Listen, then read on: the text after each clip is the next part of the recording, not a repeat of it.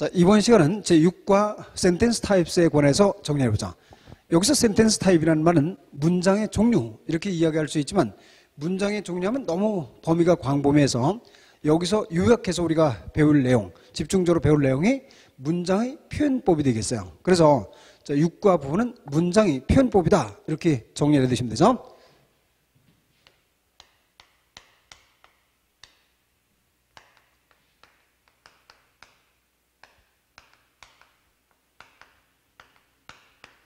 자, 문장의 표현법이란 무슨 말이냐? 우리가 사용하는 문장은 크게 두 가지로 나누어 볼 수가 있게 되죠. 다시 말하면 문장을 표현할 때 그 문장 속에 사람의 감정이 들어가 있느냐 안 들어가 있느냐, 즉 어떤 사실만을 전달하는 것이냐 사람의 감정을 표출시키는 것이냐에 따라서 두 가지로 나누는데, 사실의 당위성, 사실만을 이야기하는 것을 객관적 표현문이라 부르고 사람의 감정을 표현하는 글을 주관적 표현문이라 부르게 돼요. 그러면 객관적 표현문을 좀 더 구체적으로 나타나는 형태를 보니까 객관적 표현문에는 무엇은 무엇이다는 긍정문과 또한 부정문과 의문문이 여기에 속하게 되는 거죠. 물론 의문문은 그 종류를 보면 좀 더 자세히 보니까 yes, no 의문 또는 선택 의문, 의문사 의문 또는 부가 의문, 간접 의문 등으로 세분해서 생각할 수가 있게 되죠. 자, 이런 긍정문, 부정문, 의문문은 사실의 당위성을 어떻다 아니면 어떠하지 않다 또는 어떠하냐라고 물어보는 것을 말한다 이 말이죠. 이 글 속에는 사람의 감정이 이입되지 않았다, 문장 형태로 봐서요. 자, 그것을 객관적 표현문이라 하는 반면 주관적 표현문은 글 속에 사람의 감정이 이입된 거야. 아예 그 문장 자체가 그 뭐냐 하면 기혼문이다. 기혼문은 여러분들이 조동사 매입편에서 봤듯이 무엇 하소서, 그럼 이미 감정의 표현이 됐다 그런 걸 알 수 있죠. 또 감탄문이다. 얼마나 무엇한지, 이것도 역시 사람의 감정이 이입된 글이다 하는 것을 알 수가 있게 되죠. 자, 그런가 하면 명령문이 있겠죠. 무엇 하라 이렇게 하는 것도 사람의 감정이 글 속에 이입되었다라고 정리할 수 있죠. 또한 영화에서 매우 중시 여기는 것은 가정문이다. 이 가정문이 사람의 감정이 이입된 가장 중요한 글이다 라고 정리를 할 수 있는데요. 그래서 이 중에서 우리가 가장 중점을 둘 것은 가정문. 그래서 이 가정문에 사람의 감정이 이입되어 있기 때문에 사람들은 이름하여 가정법이라고 부르는 걸 알 수 있죠. 명령문도 감정이 이입돼서 명령법이라고 쓰게 되더라, 그걸 알 수 있어요. 자, 그러면 여러분들이 이제 객관적 표현문은 어떻게 만들어지고 주관적 표현문은 어떻게 만들어지는지 생각을 해보죠. 자, 그러면 긍정문은 어떻게 만들어요? 긍정문은 여러분들이 알듯이 주어 뒤에 그냥 동사를 쓰면 일반 문장이 되어서 긍정문이죠. 또 부정문은 어떻게 만들어요? 부정문도 일반적으로 비동사나 조동사라면 뒤에 not를 붙이고 일반 동사라면 do not, does not, did not을 동사 앞에 붙여서 만들고, 이런 기본 꼴이니까 이건 안다 이 말이죠. 그러면 의문문 중에서 yes, no 의문이나 선택 의문이나 의문사 의문도 여러분들이 만드는 방법을 대충 알고 있기 때문에, 따라서 공무원 수준의 시험 문제에서는 의문문에서 시험 문제 사항이 될 만한 것이 두 가지가 있는 거예요. 즉 여기는 부가 의문과 그리고 간접 의문, 이 두 가지가 시험 문제 사항이 된다. 그 다음 주관적 표현문에서 기원문이나 감탄문을 만드는 방법, 기원문은 여러분들이 조동사 매입편에서 만드는 방법을 정리했고, 다음 감탄문, 이 감탄문은 여러분들이 알듯이 how 감탄과 what을 사용하는 감탄이 있죠. have는 뒤에 형용사나 부사가 있을 때, what은 명사가 뒤에 있을 때 쓰는 말임을 알 수가 있게 되죠. 그래서 이것도 별로 강조되지 않게 되죠. 그러면 주관적 표현문에서 가장 중요한 것은 명령법과 가정법이다. 이 두 가지를 공무원 시험 문제에서 다루게 된다. 이것을 알 수 있죠. 자, 그러면 우리가 6과 문장 표현법에서 배워야 될 내용은 객관적 표현문 중에서 부가의문, 간접의문, 주관적 표현법 중에서 명령법, 가정법임을 알 수가 있게 되죠. 자, 그러면 교재의 진도대로 객관적 표현문부터 살펴보자.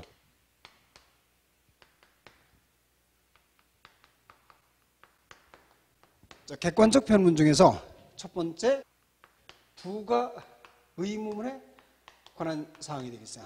부가의문은 말 그대로 덧붙여진 의문이죠. 부가된 의문.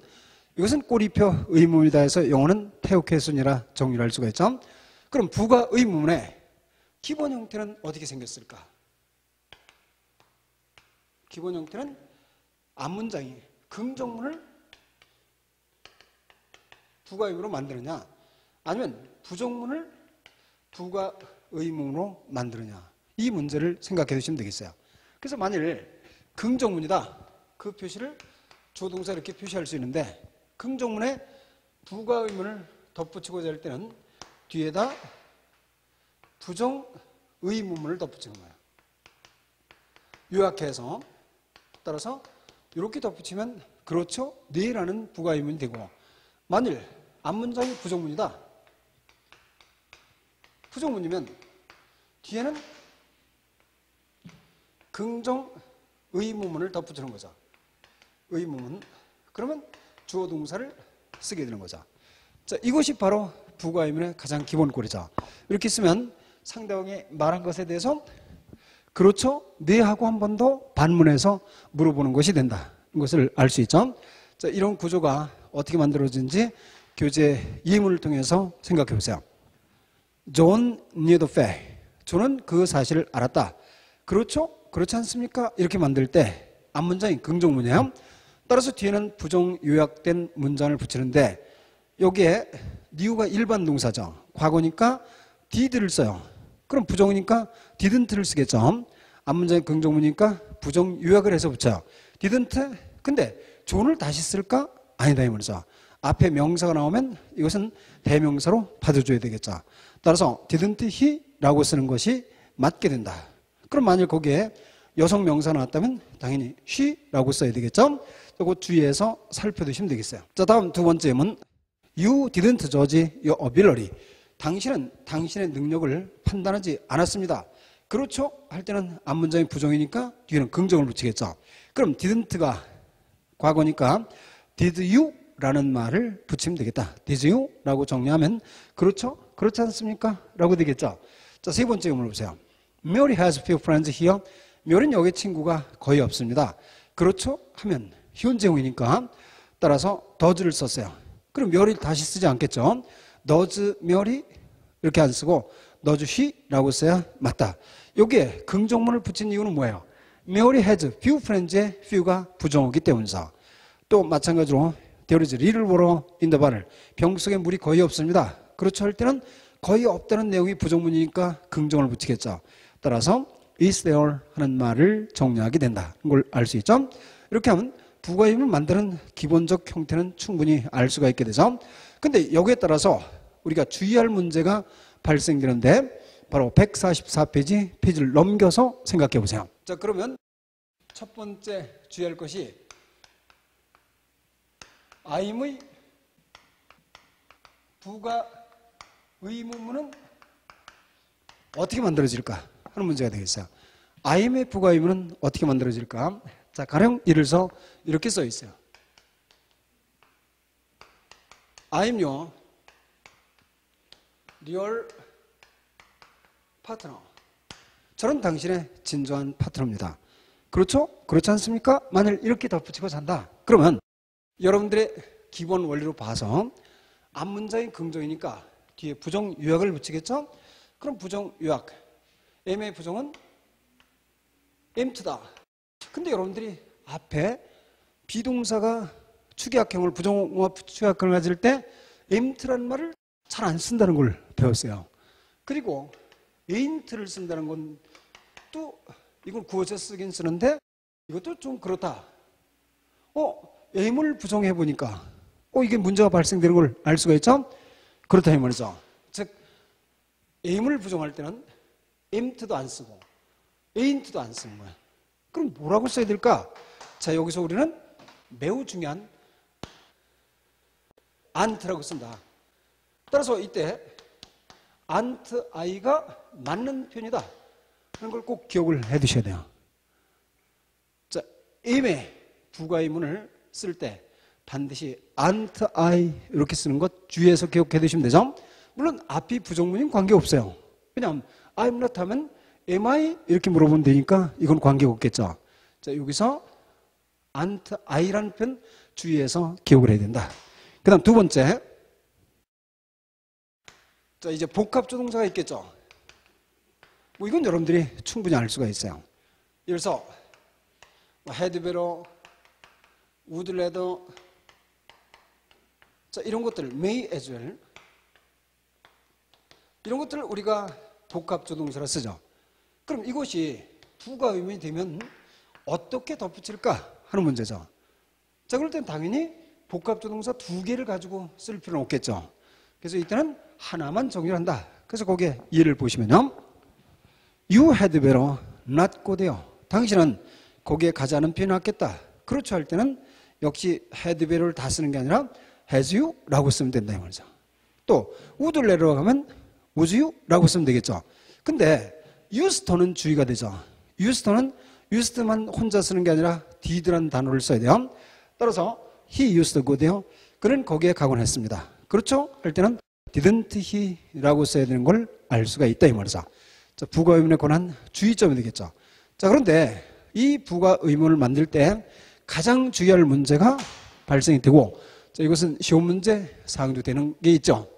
자, 그게 바로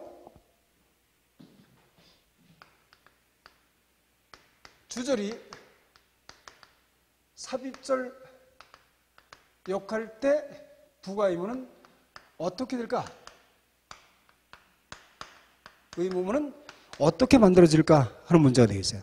그게 무슨 말이냐면, 자, 가령 예를 들어서 이런 문제가 있다고 해서 I think he is honest. 자, 물론 요 사이엔 that가 생략이 된 거야. 나는 그가 정직하다고 생각합니다. 그렇죠? 라는 말을 덧붙이고 싶어요.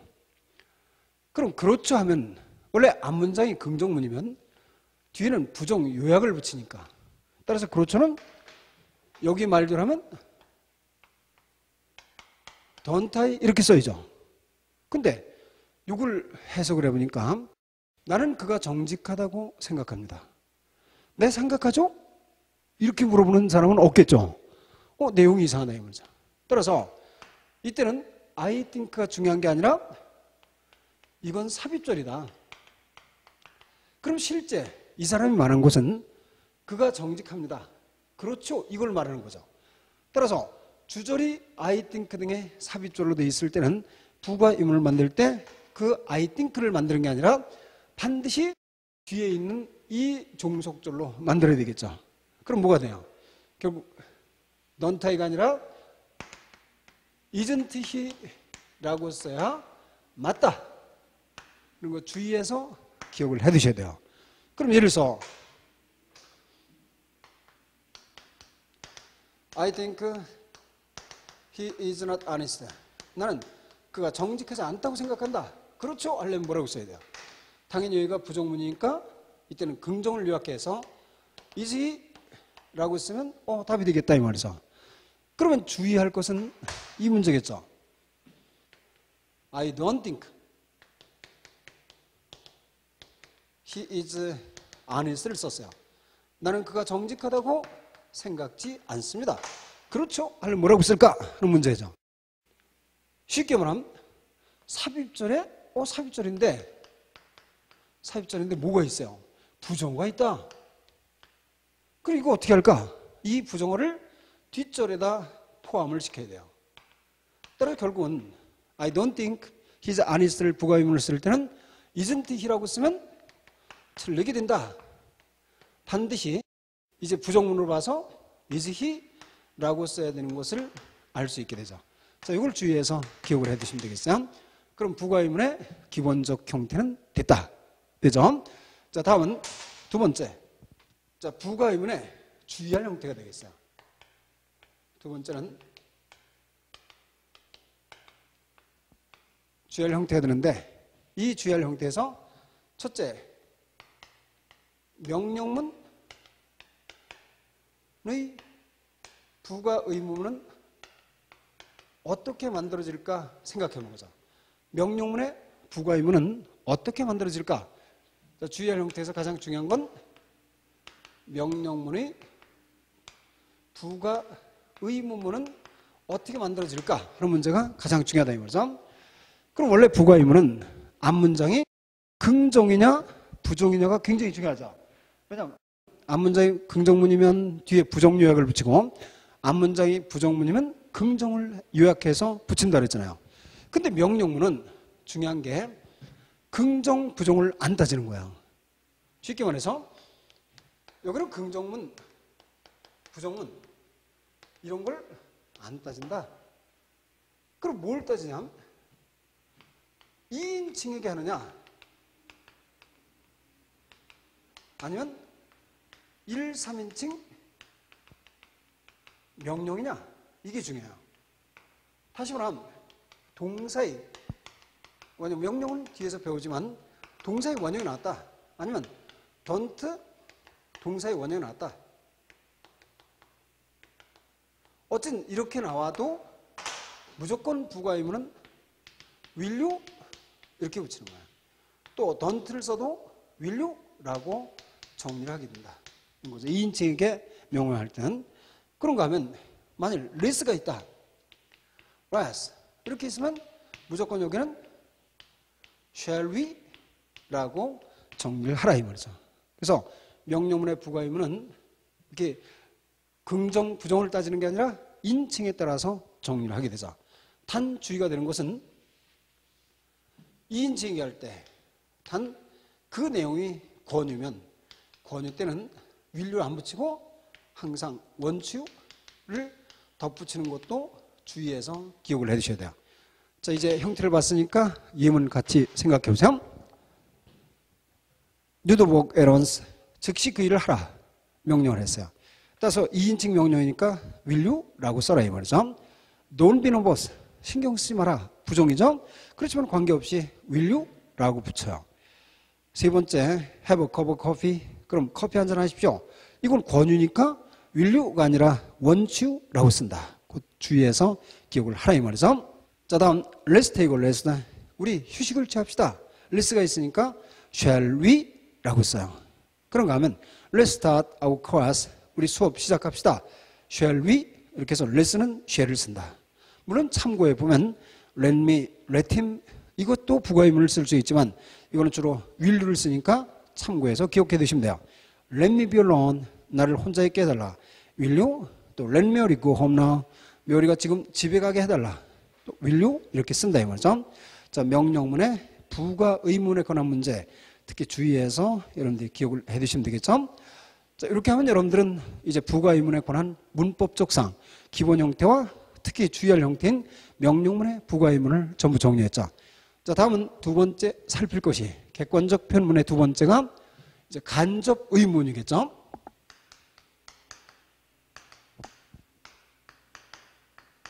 자, 간접 의문. 의문은 의문인데 간접적으로 의문을 쓰는 것이다. 그게 무슨 말일까? 자, 이 간접 의문에 관한 문제 역시 주의가 되죠. 그러면 기본 형태가 어떻게 생겼을까? 간접 의문은 다른 문장 속에 속해 있어요. 어쨌든 여기에 속해도 되고 여기에 속해도 되고 또는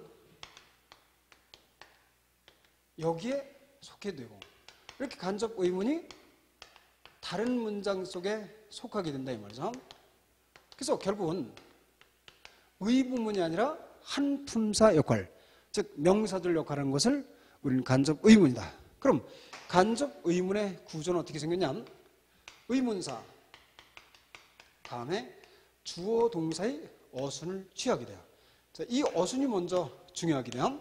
간접 의문은 의문사 주어 동사고 다른 문장 속에 속해서 명사절 역할을 한다. 자, 이것이 간접 의문의 기본적 문법 사항이죠. 자, 그럼 교재를 보시면서 살펴보죠. 145페이지가 되겠어요. I don't know. 나는 알지 못한다. Where he lives. 그가 어디에 사는지를. 그러면 where he lives. 그가 어디에 사는지. 이것은 know라는 동사의 목적으로 명사절임을 알 수가 있게 되죠. 의문사, 주어 동사 순서가 되죠. 그런가 하면 do you know? 당신은 아십니까? 내가 누군지를 하면은 내가 누군지를 뭐라고 써야 돼요? Who I am 이렇게 써야죠. 내가 누구냐 물어보면 Who am I가 되지만 간접 의문은 의문사 주어 동사니까 Who I am 이라고 정리하는 것 볼 수가 있게 되죠. 자, 다음 I can't judge.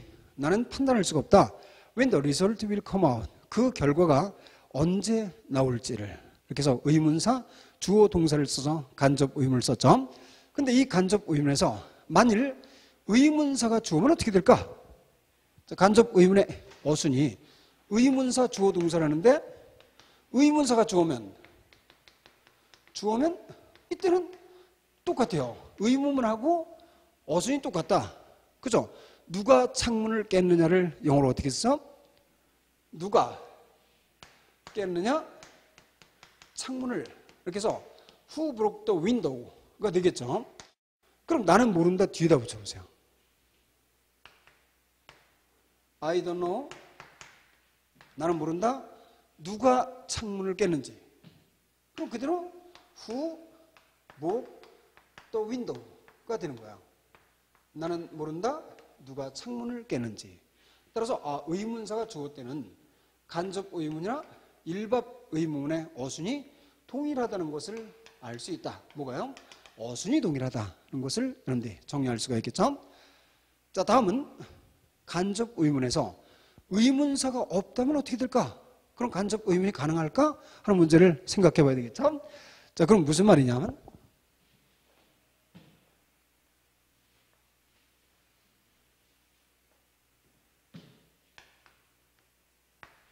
Is he busy?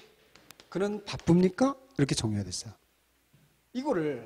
이 문장을 나는 모른다 뒤에다 붙여보세요. I don't know. 나는 모른다. 그가 바쁜지 아닌지를. 그럼 이 문장이 명사절로 오려면 이게 인지 아닌지라는 개념의 접속사가 필요해요. 그리고 주어 동사니까 he is busy겠죠. 나는 그가 바쁜지 아닌지를 모른다. 그럴 때 주로 아닌지는 오와 낫이 있을 때 많이 쓰는 거니까 인지의 개념만 가진 if를 쓰면 되겠죠. I don't know if he is busy. 나는 그가 바쁜지를 모른다. 이렇게 되겠죠. 물론 이것은 명사절 역할을 할 수 있겠죠. 목적어가 된다 이 말이죠. 이렇게 해서 의문사가 없을 때는 if나 with를 붙이는구나 하는 것을 알 수가 있게 되죠. 그래서 간접 의문의 기본 형태는 의문사 주어 동사고 의문사가 주어면 순서가 그대로 이제 일반 의문과 같다는 걸 봤고요. 자, 의문사가 없을 때 이때는 if나 with를 붙이는데 주로 if를 많이 붙이더라 하는 거죠. 자, 그런데 이 간접 의문에서 가장 중요한 문제는 뭘까요? 간접 의문의 중요한 문제는 역시 어순 도치 문제. 자, 이것이 반드시 언급돼야 된다. 간접 의문에서 가장 중요한 건 어순 도치다. 그럼 어순 도치가 무슨 말이냐? 자, 영어에서 우리가 흔히 띵쿨의 동사. 물론 띵쿨의 동사는 인식 동사에 포함되지만 띵쿨의 동사만 인식 동사가 아니기 때문에 우리는 좀 다르게 취급을 해요. 그래서 띵쿨의 동사. 그럼 think나 believe나 guess나 또는 suppose나 imagine 같은 동사를 우리가 흔히 말해서 think의 동사라 부른다 이 말이죠. 문법적 성향이 같다. 이렇게 정리를 할 수가 있게 돼서 그래서 think의 동사 또 아니면 say, tell, hope 같은 동사가 있을 때 자, 이 동사들이 있는 의문문 뒤에 간접 의문문이 올 때 우리가 주의가 돼요. 그러니까 띵클의 동사나 say, tell, hope 이런 동사가 있는 의문문 뒤에 간접 의문이 올 때 어순도치 현상이 발생됩니다. 무슨 말인지 생각을 해보죠.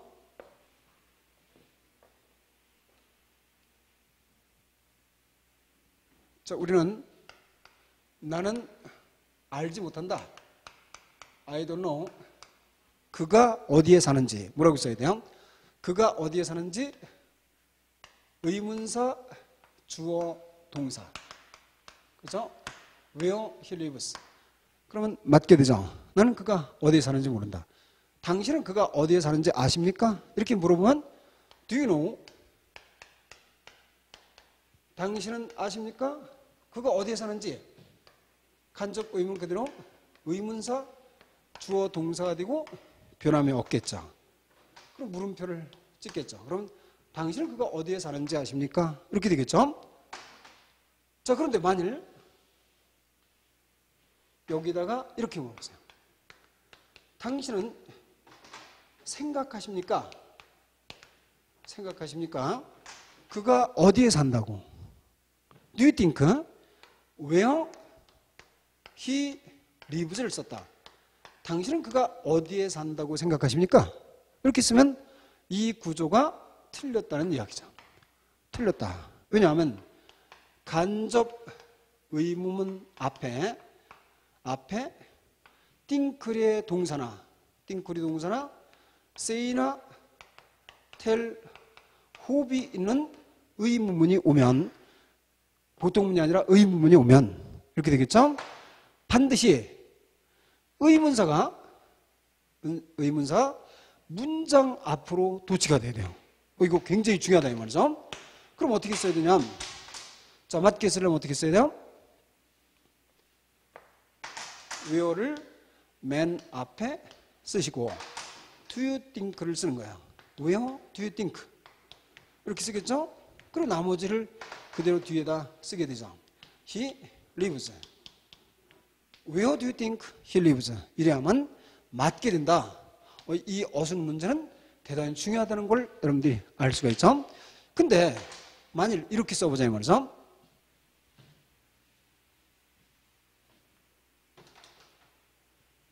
자, 나는 모른다. 누가 창문을 깼는지를 여기다 써보세요. Who broke the window? 누가 창문을 깼는지 모른다. 간접 의문을 썼죠. 그 다음 당신 아십니까? Do you know? 누가 창문을 깼는지 Who broke the window? 해서 물음표를 찍었다. 자, 이렇게 하면 의문사가 주어 때 간접 의문을 지금 쓰고 있는 거죠. 근데 만일 당신은 생각하십니까? Do you think를 써보는 거예요. Do you think? 당신은 생각합니까? 누가 창문을 깼다고 해서 Who broke the window를 썼다면 맞아요, 틀려요? 이건 틀리겠죠. 왜냐하면 간접 의문 앞에 think의 동사나 say나 tell, hope의 의문사가 있을 때는 의문이 있을 때 반드시 의문사를 문자 앞으로 도치하니까 어떻게 써야 돼요? 이게 아니다. 이렇게 쓰면 틀린다. 그럼 반드시 앞으로 도치하니까 who, 그죠? 그 다음 do you think는 그대로 쓰고 who do you think? 근데 의문사가 주어니까 뒤에 남는 게 뭐예요? think 뒤에 broke이 남죠, 동사가. 그래도 맞는 거야. 즉 who do you think? Who do you think? broke the window 이렇게 동사만 남아도 된다 이 말이죠. 그러니까 이 구조가 이상하다 하기 쉬운데 의문사가 주어일 때는 이런, 즉 think의 동사 뒤에 의문사 나갔으니까 동사만 남을 수도 있다는 걸 여러분들이 기억을 해 두셔야죠. 자, 이것이 바로 간접 의문의 어순도치 문제가 된다. 자, 교재 문제들은 여러분들이 그 이 문들은 같이 묶어서 같이 읽어보시면 되겠어요. 다 정리가 됐죠? 자, 이렇게 해서 객관적 표현 문장 중에서 부가 의문하고 간접 의문은 중요하다. 그래서 다시 한번 우리가 생각을 해봤죠. 자, 다음은 주관적 표현 문장 중에서 중요한 두 가지 내용을 생각해보죠.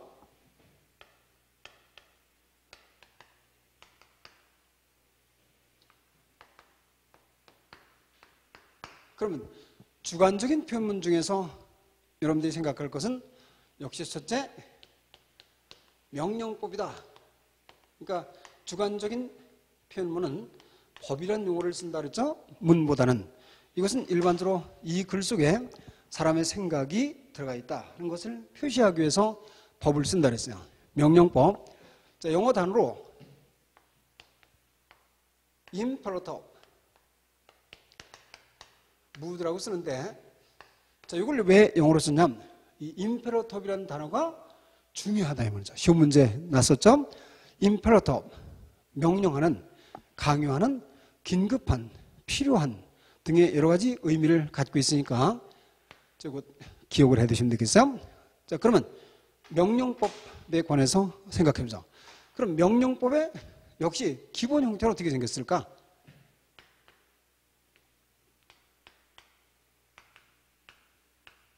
자, 명령법은 기본적으로 어떻게 만들어질까 하는 문제를 생각해 봐야죠. 여기서는 아까 우리가 부가 의문할 때 잠깐 정리했기 때문에 여러분들이 뭐 또 익히 아는 사항이라 가볍게 정리할 수 있죠. 명령법은 기본적으로 두 가지로 나눠서 이야기를 하죠. 옛날에 이걸 뭐 직접 명령이다, 일본식 책에는 간접 명령이다 이렇게 되어 있는데 이건 잘못된 거죠.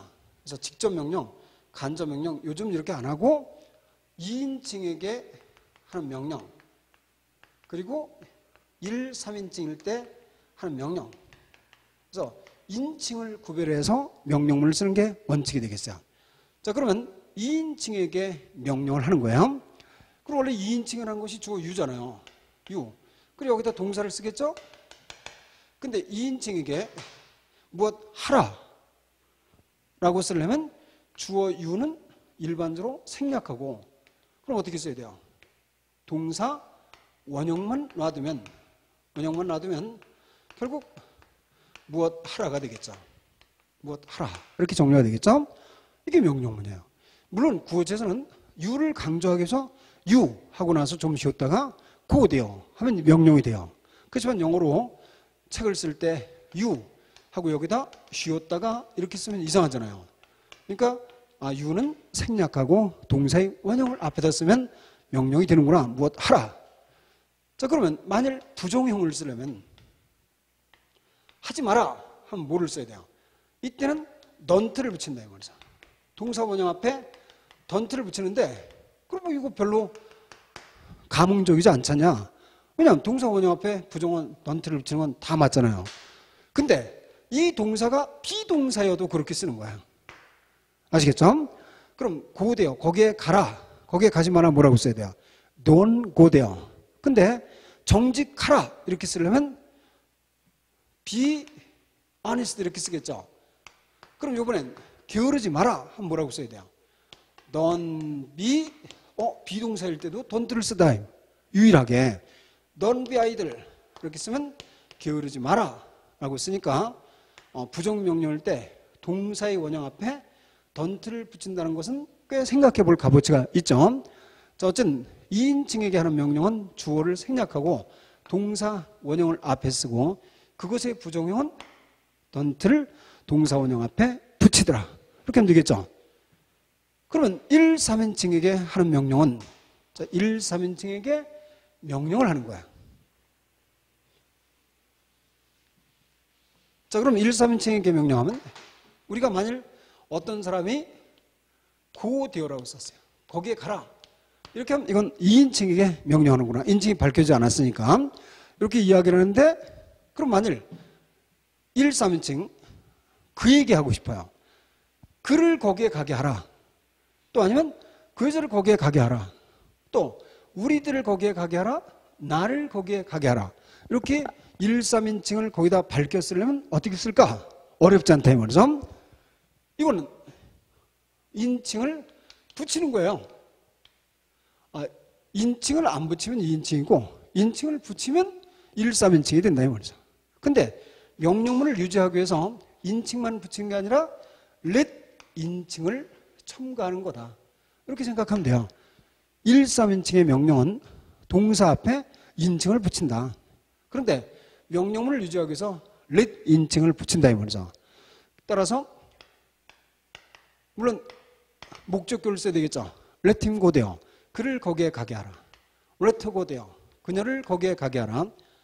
let us go there. 우리를 거기에 가게 해달라. let me go there. 나를 거기에 가게 하라. 이런 식으로 만드는 거예요. 그래서 let 인칭을 붙이는 게 1, 3인칭이구나. 그러면 이것의 부정형은 어떻게 써요? 당연히 부정형은 가장 쉽게는 don't를 무조건 붙이면 돼요. let 앞에도 let 인칭 앞에 don't을 붙여서 그래서 don't let him go there. don't let her go there. 이렇게 써도 되고 아니면 동사의 원형 앞에 not를 붙여서 let him not go there. let her not go there. let us not go there 등으로 쓸 수 있다. 그런 거죠. 그럼 어쨌든 명령문에 2인칭에게 하는 명령과 1, 3인칭에 하는 명령의 기본꼴을 충분히 만들 수 있겠죠. 자, 이게 먼저 기본적으로 정리가 되어야 돼요. 그래서 거기에 2인칭 명령문, 1, 3인칭의 명령문 있죠. 자, 그런데 시험 문제는 거기에 나온 게 아니라 그 밑에 노트 부분에 있는 내용이 시험 문제상이 되겠어요. 바로 색연필 표시해서 기억을 해 두셔야 돼요. 뭘까?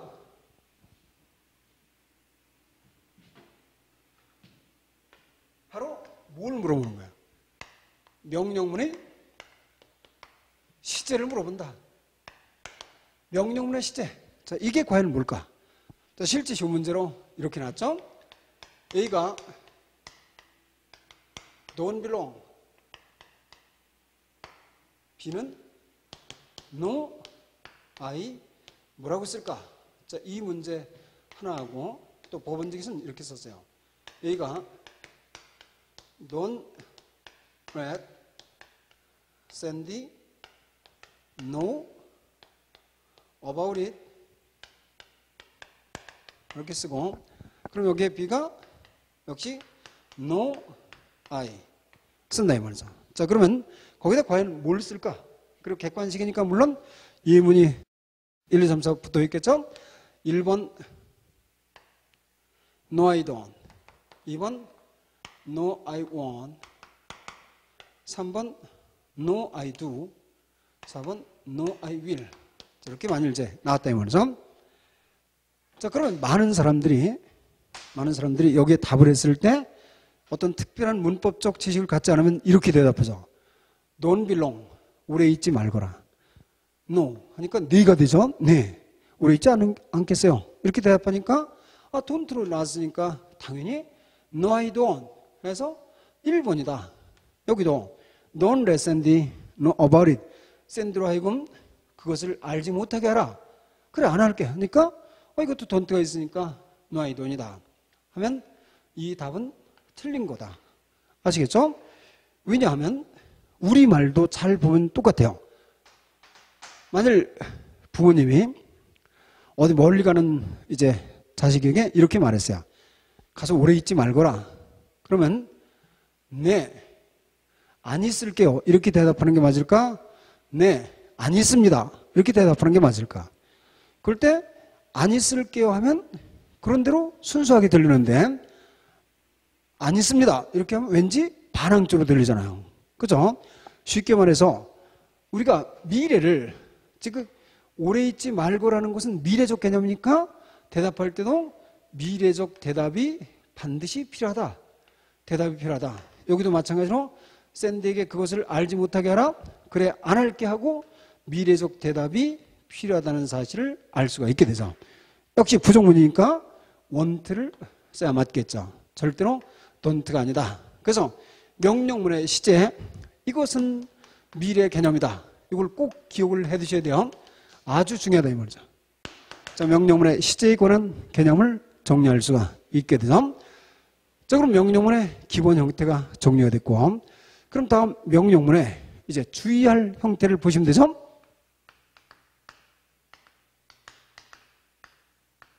그럼 명령문에는 두 가지 사항이 주의가 돼요. 첫째, 가정 의미 명령문이라는 것과 가정 의미의 명령문, 그리고 두 번째는 양보 의미 명령문이라는 것. 이렇게 해서 명령문에 주의할 형태는 두 가지가 있는데, 가정 의미의 명령문. 가정법은 아직 안 배웠지만 여러분들이 만일 무엇한다면 이렇게 돼서, 만일 당신이 열심히 공부하신다면 당신은 성공할 것이다, 이렇게 말을 했어요. 근데 이렇게 가정법으로 이야기하는 것보다 가정의 개념을 강조하기 위해서 우린 명령을 만들 수가 있게 돼요. 그래서 어떻게 만드냐면, 여기는 긍정 의미를 만들어서 동사의 원형을 앞에다 쓰면 무엇 하라 이렇게 되는 거예요. 무엇 하라. 그러면 뒤에 거 할 것이다, 이렇게 만드는 경우가 있다 이 말이죠. 무엇 하라, 그러면 뒤에 거 할 것이다. 그럼 여기다 주어 동사를 또 정리를 하겠죠. 이렇게 쓰는데, 그럼 중요한 것은, 자, 앞에다 명령문을 붙이고 뒤에다 그러면, 이때 이 그러면이 뭘까 하는 게 중요한 거예요. 그러면이 뭘까? 여기는 and를 붙여 쓴다 이 말이죠. 그래서 명령문 and를 쓰면 앞에 거라 그러면 뒤에 거 할 것이다. 이 말은 결국 if절로 바꿔보니까 무슨 뜻이 돼요? 만일 무엇 한다면 이렇게 되겠죠. 한다면 이때는 and를 쓸 필요가 없죠. 접속사는 문장 두 개를 결합할 때 하나만 필요한 거니까 절대 and를 쓰면 안 되고, 만일 무엇 한다면 뒤에 거 할 것이다, 이 개념이 되겠죠. 그래서 우리는 가정 의미의 명령문으로서 가정 구문을 강조해서 대신할 수가 있다 이 말이죠. 이럴 때 긍정 의미, 즉 앞에 거라 그러면 뒤에 거 할 것이다 할 때 명령 and의 구문을 쓰더라 하는 걸 할 수 있죠. 그럼 부정 의미도 있겠죠. 부정 의미 뭐야? 의미는 동사의 원형을 앞에다 썼어요. 원형을 앞에다 쓰면 앞에 거 하라 이렇게 되겠죠. 여기다가 그렇지 않으면 이라고 만일 쓰고 싶어요. 그렇지 않으면 뒤에 거 할 것이다, 이렇게 만일 쓸 때, 그럼 여기다 그렇지 않으면 뭐가 있을까? 그렇지 않으면의 의미의 접속사는 오하겠죠. 오하다. 물론 가끔 오하나 아더라이스를 쓰는 경우도 있어요. 아더라이스는 원래 부사인데, 일단 오하나 아더라이스를 쓰면 앞에 거라 그렇지 않으면 뒤에 거 할 것이다. 이것은 그럼 뭘 강조한 거야? if절로 생각하면 만일 앞에 거 하지 않는다면 뒤에 거 할 것이다가 되겠죠. 뒤에 거 할 것이다. 물론 이때 접속사를 또 쓰면 안 되겠죠. 만일 앞에 거 하지 않는다면 뒤에 거 할 것이다가 되겠다 이 말이죠. 그래서 우리는 이렇게 명령문으로서 if절을 대응하는 방법, 이것이 시험 문제 종종 나오니까 여러분들이 교재를 통해서 같이 연습을 해보자. 자, 그러면 명령문에 가정 의미를 품은 경우를 살펴보세요. 147페이지가 되겠죠. 자, 먼저 긍정 의미에 동사 원형 and 위를 붙이면 앞에 거라 그러면 뒤에 거 할 것이다. 이것은 만일 무엇 한다면 무엇 할 것이다가 된다. 즉 이문을 보세요. study hard, 열심히 공부하라. 거기다 and를 붙이면 그러면 you will succeed in life, 여러분들은 인생에서 성공할 것이다. 그럼 이걸 if절로 바꾸면 어떻게 돼요? if you만 붙이면 되겠죠. if you study hard, 만일 당신이 열심히 공부한다면, 물론 and를 또 쓰면 안 된다 그랬어요. you will succeed in life, 당신은 인생에서 성공할 것이다, 이렇게 되겠죠. 그 다음 hurry up, 서둘러라, and you will catch the last bus, 당신은 막차를 그러면 탈 것이다. 이걸 if you hurry up, 만일 서두른다면 you will catch the last bus, 당신은 막차를 탈 것이다, 이렇게 되겠죠.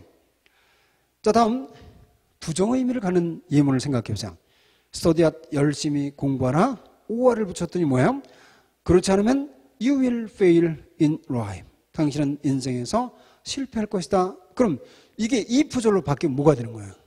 열심히 공부하라, 그렇지 않으면 했으니까 만일 당신이 열심히 공부하지 않으면 부정문이 되겠죠? If you don't study hard, You will fail in life. 이렇게 쓸 것이고, 또 hurry up, 서둘러라. 와, 그렇지 않으면 You will not catch the last bus. 막차를 잡지 못할 것이다. 이것은 만일 서두르지 않는다면 하면 되니까 If you don't hurry up, you will not catch the last bus 라고 쓰는 것 알 수 있죠.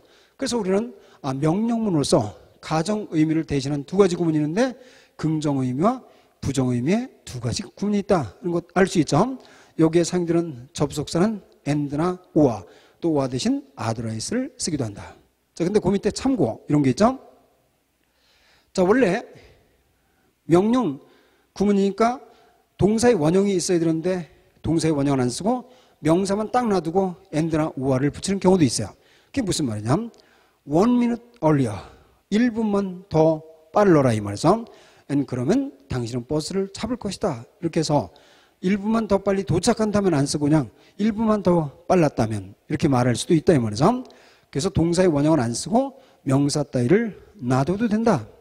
그리고 두 번째, 동사의 원형을 앞에 쓰고 and나 or를 구면 이건 명령 구문인데 가정 의미가 있다 그랬죠. 따라서 가정 의미가 있으니까 가정법처럼 꼭 뒤에다 will만 쓰는 건 아니에요. would를 쓸 수도 있고 would have pp를 쓸 때가 있다. 무슨 말이냐? hurry up, 서둘러라. 우리가 보통 이렇게 했죠. 그러면 당신은 버스를 잡을 것이던데 여기는 그게 아니라 서둘렀었다면 당신은 버스를 잡았을 텐데 이렇게 바꾼다 이 말이죠.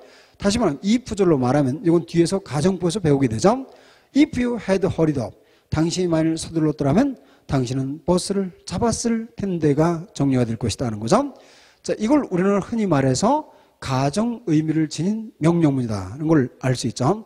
자, 그럼 잠시 쉬었다가 양보 의미의 명령 구문을 살펴보도록 하자.